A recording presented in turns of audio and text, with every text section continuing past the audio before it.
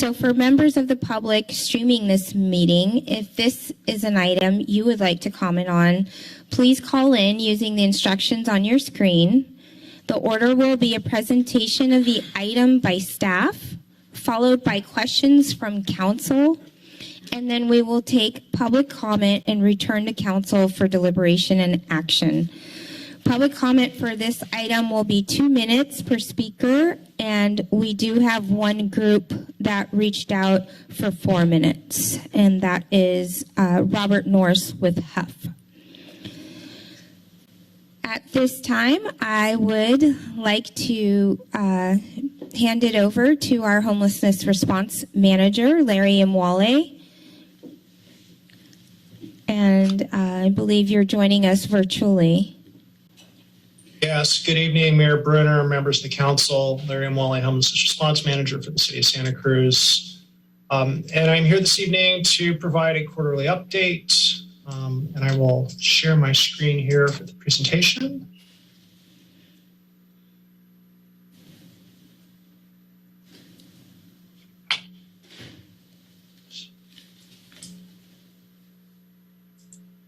Oops.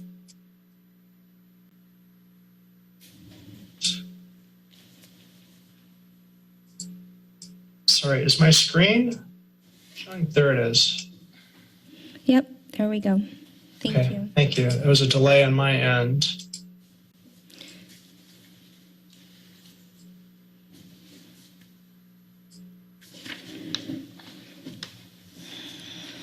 Great. For our quarterly update this evening, there's 3 broad topics that we'll be covering. The first is an update on the Homeless Response Action Plan and the implementation. The second broad area is an update on our regional collaboration on homelessness with county partners. And then third, a general quarterly update and progress report on other areas of our homelessness response. So the first topic is implementation of our Homelessness Response Action Plan. At the March 8th meeting, we presented the Homelessness Response Action Plan to council. It was adopted as a guiding document, but in that process, council asked us to come back at this meeting in early May with some specific requests related to additional detail they'd like to see with respect to the action plan, and specifically was wanting to see more detail on objectives and outcomes, wanted more detail in terms of support of different homeless populations and how that's articulated in the plan. In addition, there were city staff positions to support the work in the action plan that council desired to see more information on, and similarly for some contracted roles that are specified in that work plan as well. So we're returning this evening with updates on each of those items. As an overview to start, again, the homelessness response action areas that were part of the plan, there were 5 broad areas with articulated goals in the plan. The first being building capacity and partnerships. The second, addressing permanent, affordable, and supportive housing in the city. The third area, basic support services, meaning hygiene, sheltering, storage. Fourth area was care and stewardship. And then the final area of the plan was community safety. And so those are the broad areas. The goals were included in the plan as those the guiding document. And now we're focusing on developing the implementation details. And so staff has been working on developing the implementation plan related to this that has the detail, it's beginning from the detail that was requested by council.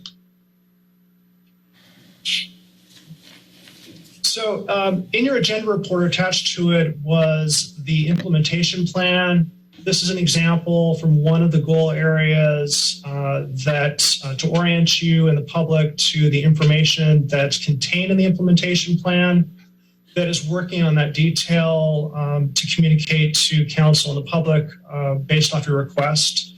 And so what we've been working on since March 8th are the specific objectives and developing outcomes and thinking about metrics where that's possible in each of these areas. So you can see in that detail, each of the goal area articulates a number of objectives that are related to move us towards that goal.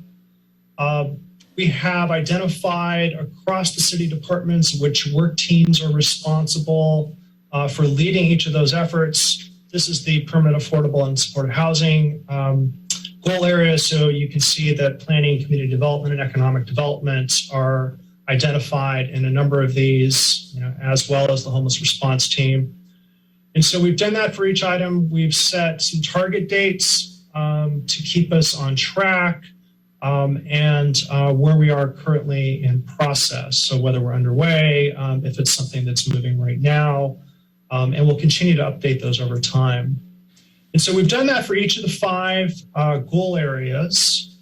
And I think the other important aspect to keep in mind is this is really a living, breathing, evolving document that's going to shift based off of changing conditions and needs, new policy direction, and based on as well as what's working. So this will be updated over time, and we'll continue to bring this back and provide status reports at our quarterly updates on each of these items.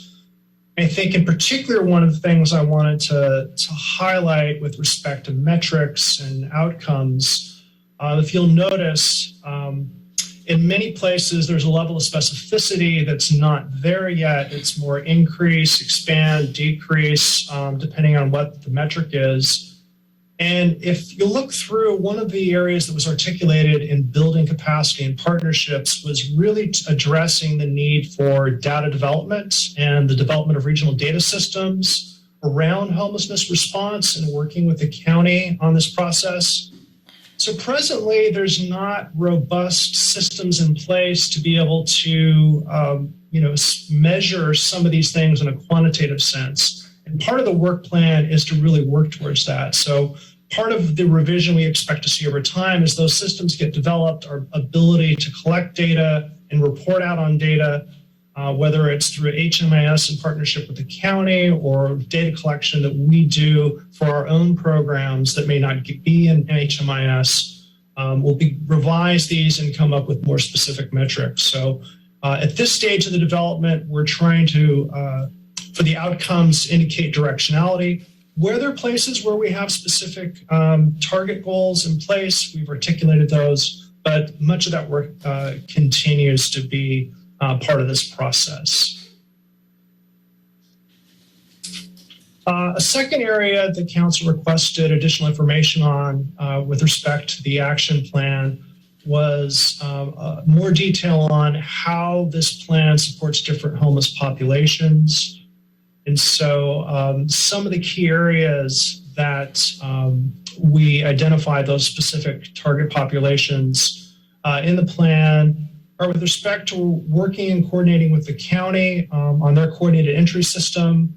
There's assessments that prioritize vulnerable populations. This includes women, children, families, seniors, veterans. So to the extent that our staff and our programs work with the county to get people connected to the continuum of care, it's connecting to a process that assesses for some of those specific populations. As well as within our own programs that we're starting to stand up, that we're looking and implementing ways that we're prioritizing those populations in our intake process as well. And so one example is, as we're opening up the program with Salvation Army up at the Armory building, we've identified a list of folks, and part of that assessment process is screening for those populations as well. Some of the other things that we're looking at in the plan is that the plan calls for the creation of an additional transitional community camp.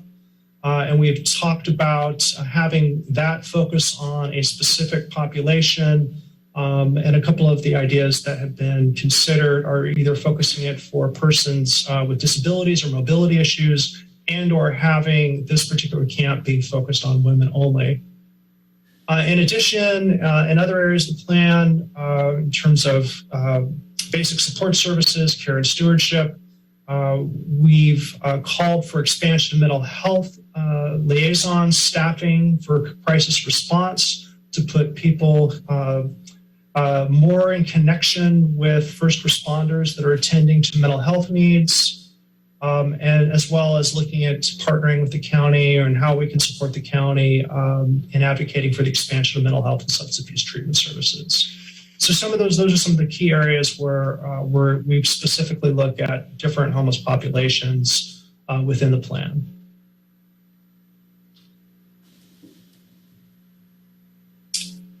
The next area the council asked for additional detail was with respect to the staffing that was articulated in the plan to be able to support the implementation of the plan and to accomplish the work that we've identified. And so this slide really represents, trying to show and illustrate the citywide involvement of every department in this work. So just to orient you really quickly with what the different color boxes mean, you can see it in the legend, but the gray colored are really existing positions, existing departments that play a role in this work. Every department has a role in this and will continue to have a role in this.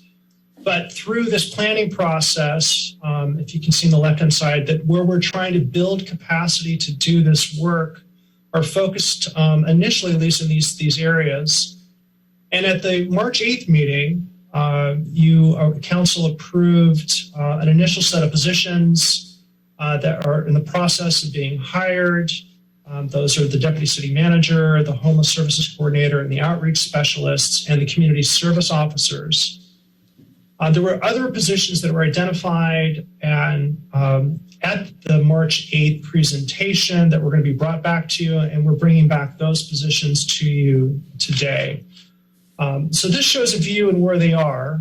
The next slide will drill down on those specifically a bit. So just as a reminder of the action that you authorized at the March 8th meeting, those specific positions, again, technically added back the planning and community development director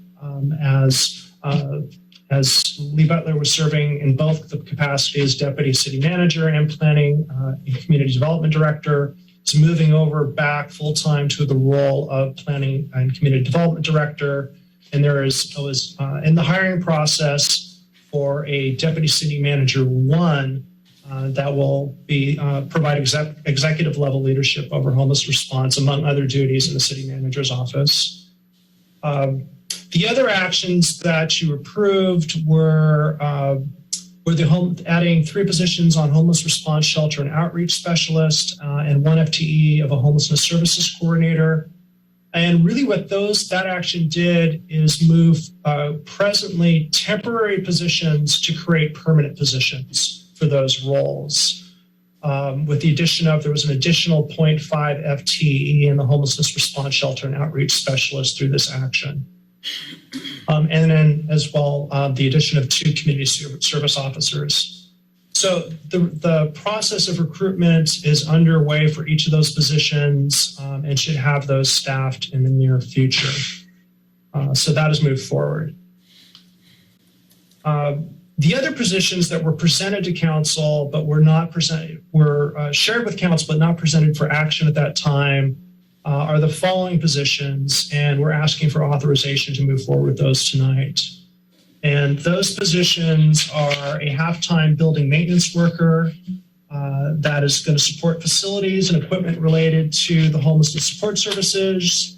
The shelter programs that we're establishing are going to need maintenance on the structures, the showers, and other facilities to make sure they're continue to be operational. And then this position will be part of a new division within Public Works that's focused on homelessness response. So that's the first position.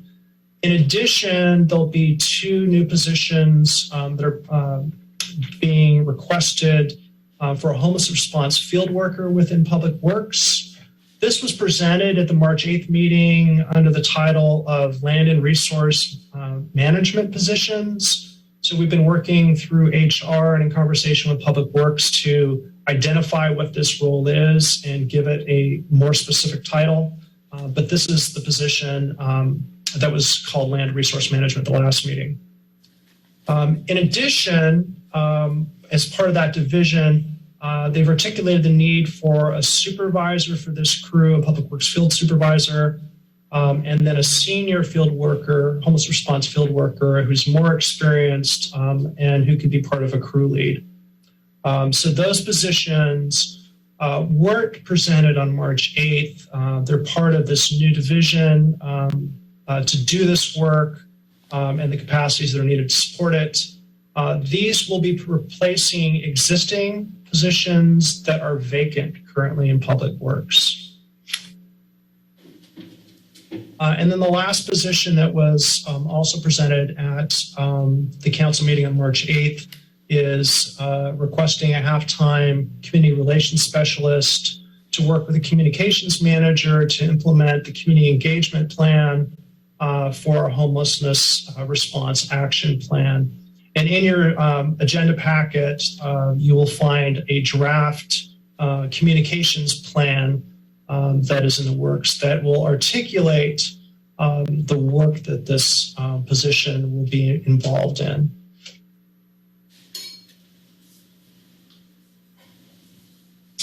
The third area that that council requested more information on were some of the contracted roles that were identified in the expenditure plan for the Homelessness Response Action Plan.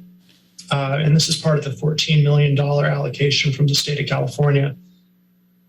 So those positions were the contract, not positions, but those contracts that were articulated were first a contract, expansion of a contract with the County of Santa Cruz to increase the number of mental health liaisons from 2 full-time equivalents to 4 full-time equivalents.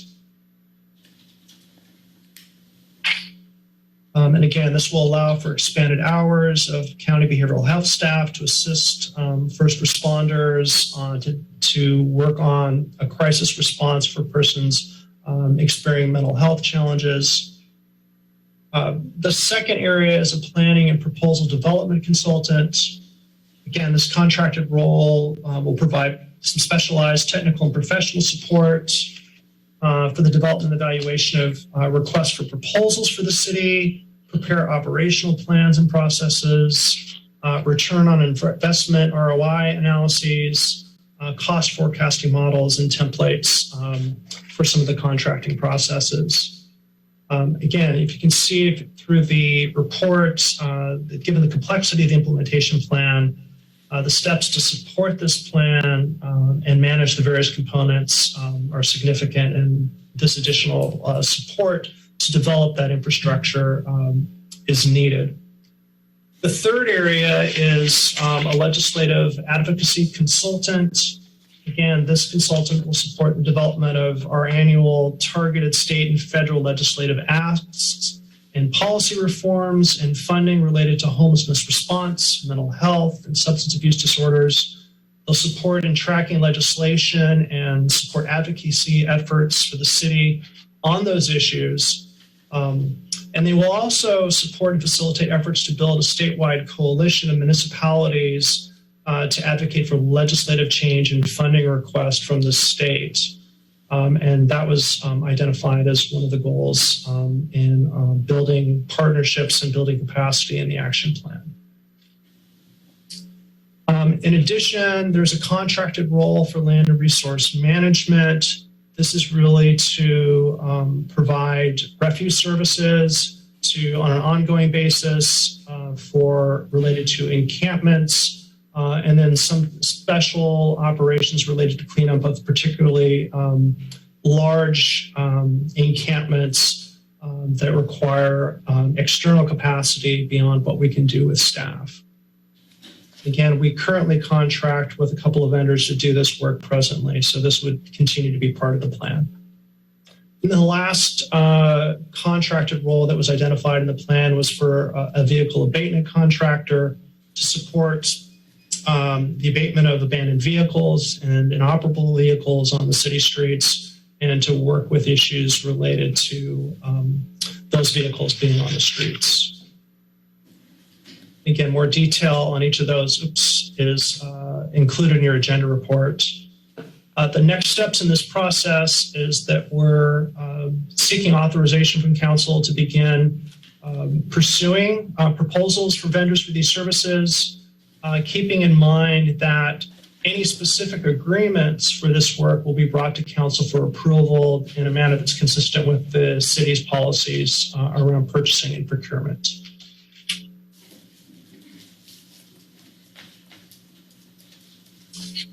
So the second agenda area are updates on our regional collaboration on homelessness with the county. And then three broad areas in the updates. So the first is related to our work around implementing the work related to the funding from the state of California, the $14 million. Key areas where we're working with the county with respect to those resources are one, the hygiene bay remodel on the Housing Matters campus in the city is released an RFP to do that renovation and remodel. The bids are closed and on Thursday, May 12th. So we're moving forward with that and we'll be moving into contracting. It'll be about a 6-month project. So I anticipate a contract in June, work starting in July and being completed by the end of the year is the expected timeline.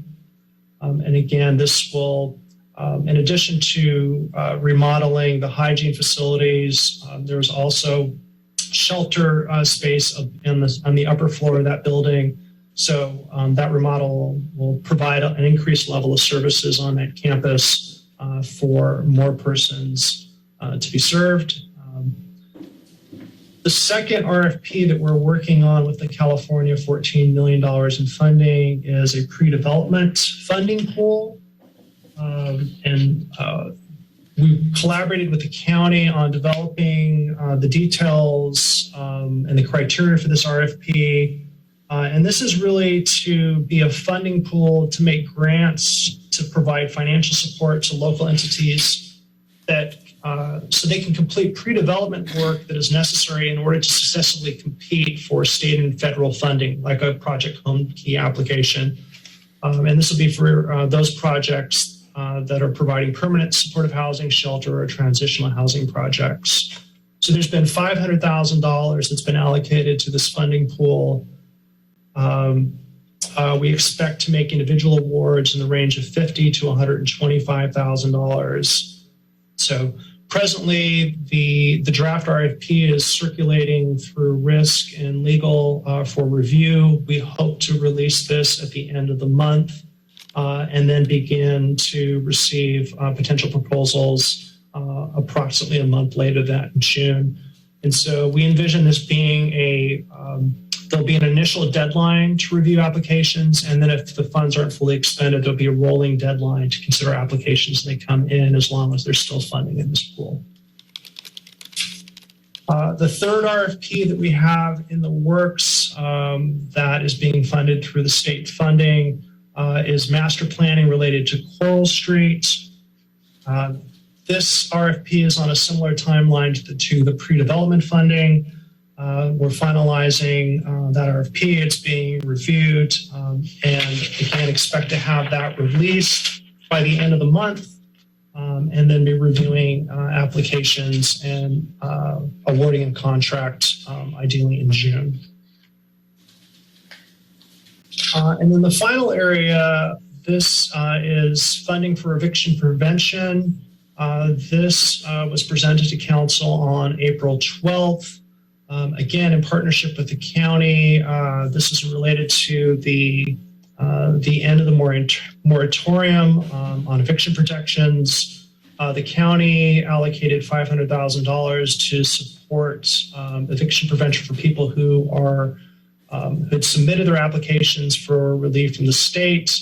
The city authorized $150,000 to be awarded through the contract that's in place with the Community Action Board to continue to support that eviction prevention work, tenant counseling, legal assistance. And that came out of the California $14 million. The other updates are related to our work with the county, the Housing for Health Partnership. So the Regional Continuum of Care organization is now called the Housing for Health Partnership instead of the Homelessness Action Partnership. There's the new government structure that was rolled out on April 20th.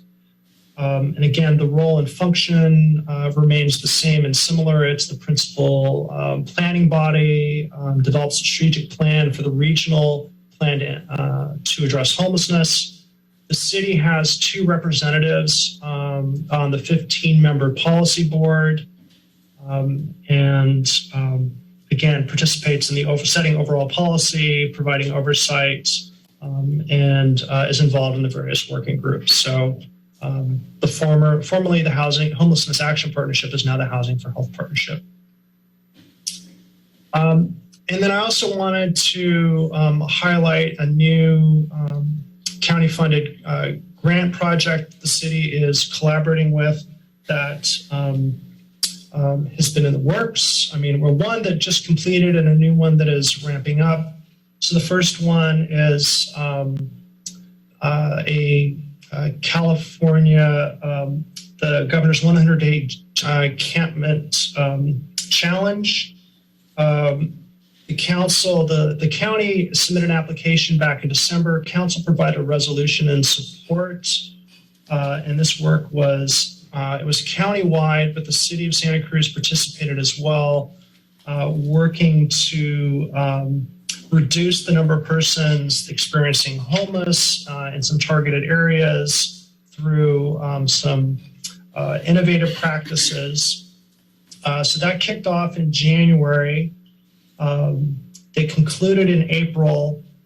Again, the agencies and organizations that were part of this regional homelessness response system worked together, set goals, streamlined systems and relationships to be able to connect and coordinate with one another to better serve persons experiencing homelessness.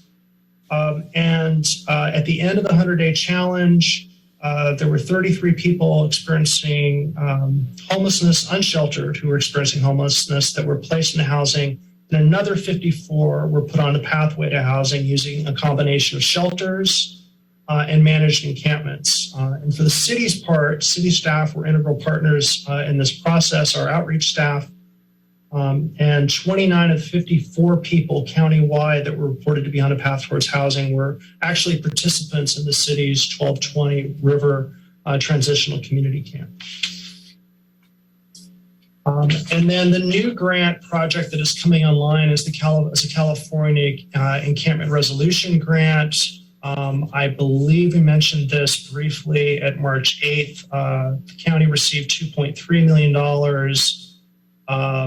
to fund a variety of positions and some housing scholarships to work with people living in encampments along the San Lorenzo River area to provide flexible funding to address barriers and challenges to move people onto a path towards permanent housing. So it'll be outreach, case management, and these flexible housing scholarships to use in a variety of ways to address the needs they have to be able to make progress towards housing. Again, the city staff is working with county staff to help coordinate this outreach. And so we've established those meetings and again, sharing information, making those connections from the city who already know persons living in those encampments to connect them with the new county outreach staff to move that forward. So that'll be ramping up and working to a focused, targeted rehousing effort there. And then the third area now in our quarterly update and progress reports, the first area is an update on our existing safe sleeping and sheltering. Again, the first is the Transitional Community Camp at 1220 River.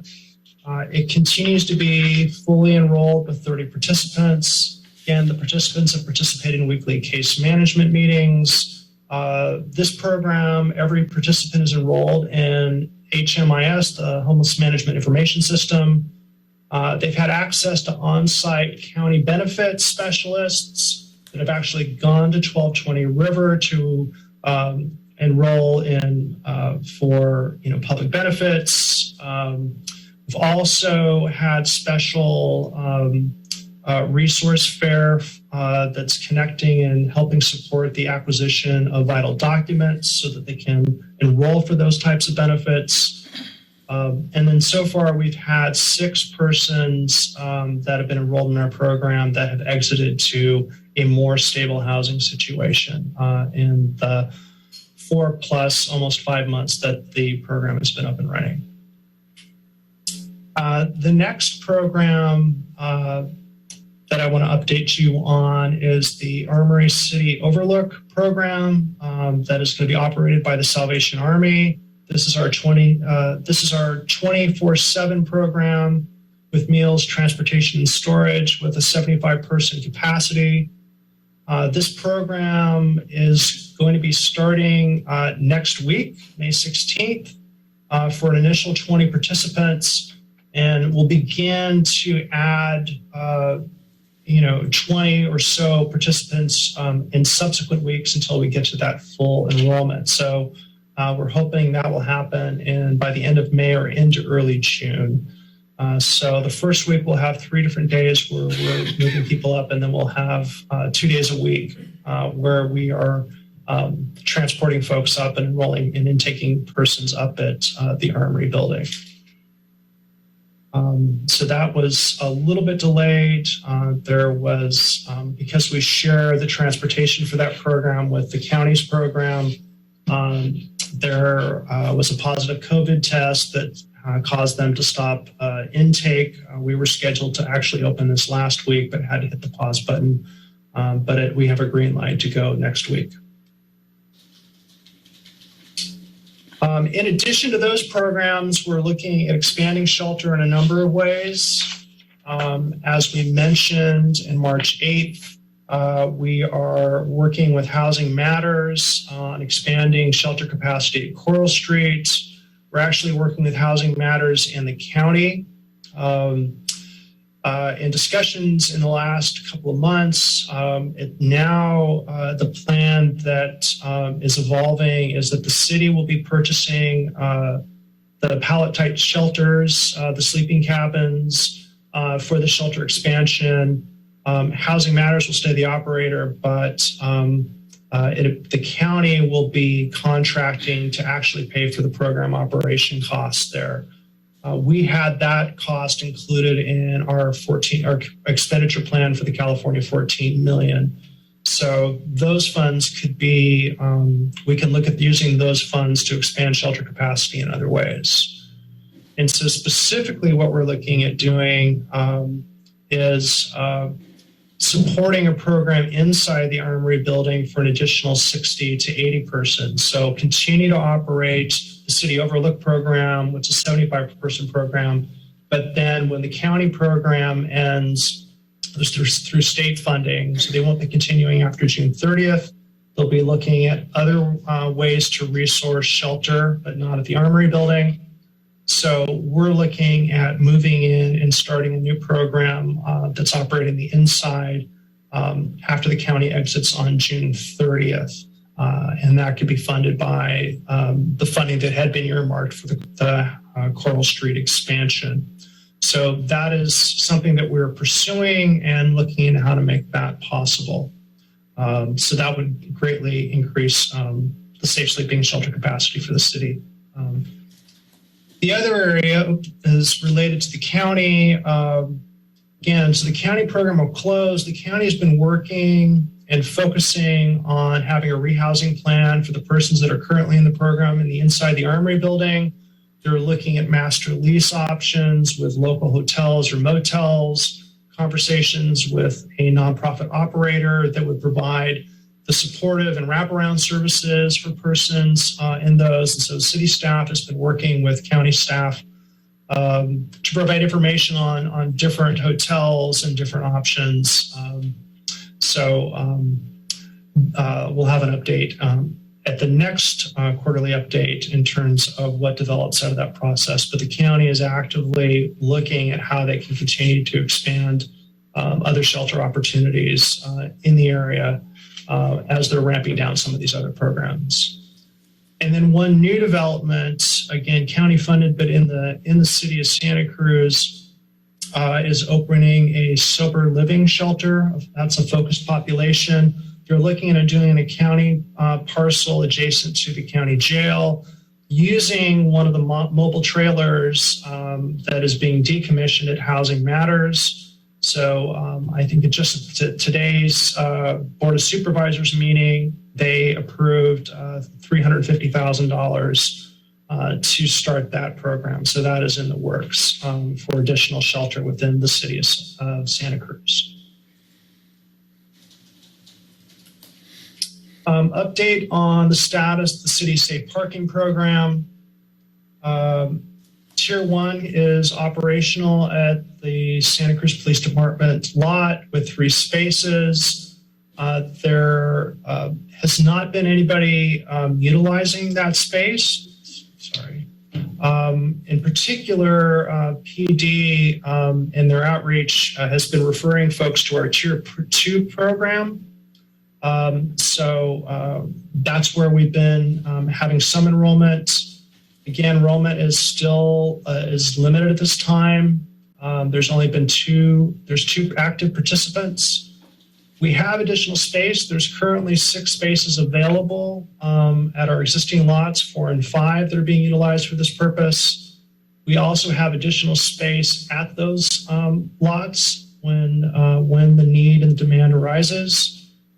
As well as expansion plans for other city lots in order to reach the 30 spaces that were directed by council as part of the oversized vehicle ordinance. So that's where we're in the planning process and the implementation process for Tier 2.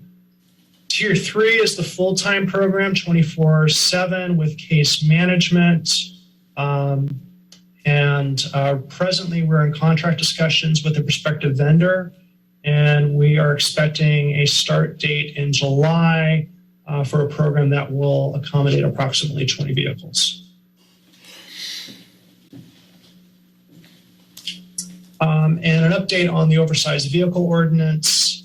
Again, in the process of getting the coastal development and design permit through the process. Again, started off with ZA hearing, then went to Planning Commission, and then the Planning Commission was reviewed by Council on April 12th. On April 12th, Council reviewed and approved a coastal development design permit. An appeal to Coastal Commission was submitted at the end of last week. So there will be a hearing with the Coastal Commission as part of that appeal. That is slated to take place when the Coastal Commission meets in mid-July, either the 13th, 14th, or 15th. And again, keeping in mind that the enforcement of the midnight to 5 a.m. restrictions will only be permitted after that process is complete. Sorry, I keep hitting that. And again, the ability to operate safe parking programs in the coastal zone won't be possible until the permit is approved as well. So the locations that we're looking at and implementing right now are outside of the coastal zone. And then with respect to encampment management, we're also in the process of preparing for the benchlands closure that we have targeted for July. Again, that is a fluid timeline, setting a target date to begin to drive our planning process and next steps. But again, this will adapt and the time is fluid based upon how efforts to connect people to housing and expand shelter are moving forward. So the initial steps, our focuses are really on expanding safe sleeping and shelter capacity in the city. I gave you a quick update on where we are in the implementation process and what else is coming online. So our focus is in trying to expand that. And then the other part is working in coordination with the county on connecting folks with services and connecting with rehousing and housing navigation services. So we're working with city staff and county staff on outreach, case management, and rehousing efforts in that area. Some specific programs and staff that are out there, Healing the Streets program. I mentioned the additional outreach and rehousing related to the Encampment Resolution Grant. And in particular, we're working with county to place a mobile office unit for the various outreach staff and different programs to be able to have an operating office in San Lorenzo Park or adjacent, actually on county property right at the edge of the park. So this can be their mobile platform to be working with folks who are camping in the benchlands to connect with them around service coordination, and rehousing efforts. And again, our goal and conversation with the county is trying to work with everyone that is presently in the benchlands to develop a housing or rehousing and sheltering plan and work on that plan over the next couple of months in advance of closing the benchlands. So that is the goal, is to have a plan in place and work that plan for each individual. And that concludes my updates. The recommendations attached to this agenda report were: first, receive updates regarding the council, the homeless response program services, including council requested updates and detail on the homelessness response action plan. The action that we're requesting is to adopt a resolution amending the classification and compensation plans by administrative implementing and staffing to support the city's new homelessness response action plan, and appropriate funds for the positions for the state of California, $14 million in the general fund. And third is to authorize staff to pursue purchasing options and appropriate funds for services identified in the expenditure plan for the state of California, $14 million, including the mental health liaisons, land and resource management, legislative advocacy, planning and proposal development specialists, and vehicle abatement contractor, and that will return to council as needed, consistent with our standard purchasing procedures.